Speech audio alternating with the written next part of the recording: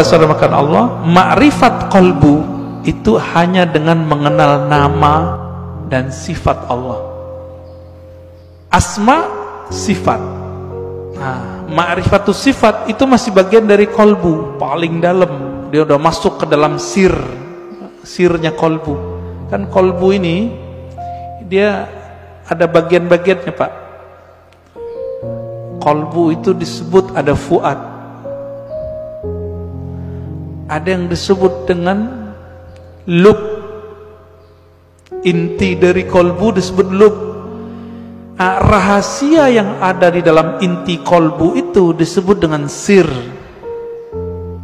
Maka disebutkan dalam Al-Quran, Allah ya'lamu sirra wal akhfa.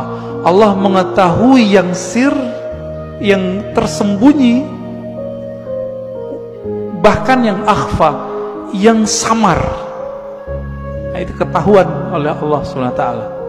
Nah, di mana kesimpannya itu? Itu di dalam kolbu paling dalam, paling dalam. Kita ini semua dulu kan pernah ketemu Allah.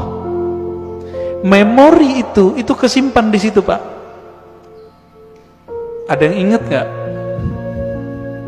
Gak ada yang ingat ya? Bener. Makanya Allah utus Rasul. Supaya apa? Memantik sir supaya dia kemudian kembali muncul. Ketika muncul sir itu bernama zikir. Ketika dibahasakan dia bernama ma'rifat. Ma'rifat itu ungkapan pengenalan si hamba kepada Allah Subhanahu wa ta'ala. Bapak nih pernah ketemu dengan seseorang dulu, kesimpan gak di memorinya? Kesimpan. Ketemu seseorang yang berkesan. Apanya yang berkesan? Parfumnya.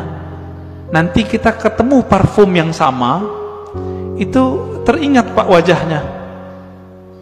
Itulah sebabnya jika ada orang benar teknik berzikirnya, bersambung sanad zikirnya kepada Rasulullah SAW, lisannya menyebut, akalnya memaknai, kolbunya merenungi, ruhnya merasakan, nangis dia saat itu.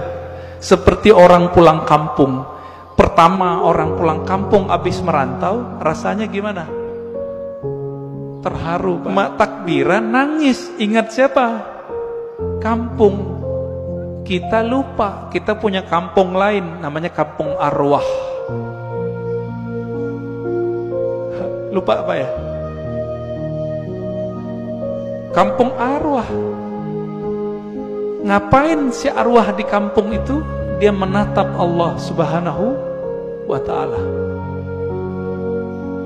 Dia menatap Allah, Pak. Supaya dia bisa menatap Allah lebih dekat, apa yang dia lakukan? Dia mendekat kepada nur sumbernya. Itu yang disebut nur Muhammad.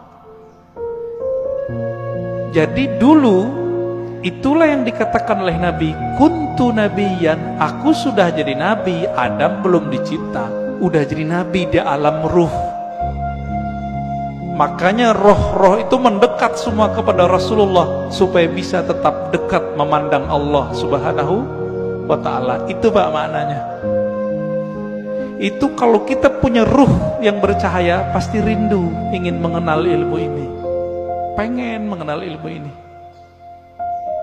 Itu yang bikin orang nangis, nangisnya permanen, Pak. Tangisan itu yang bisa memadamkan api neraka.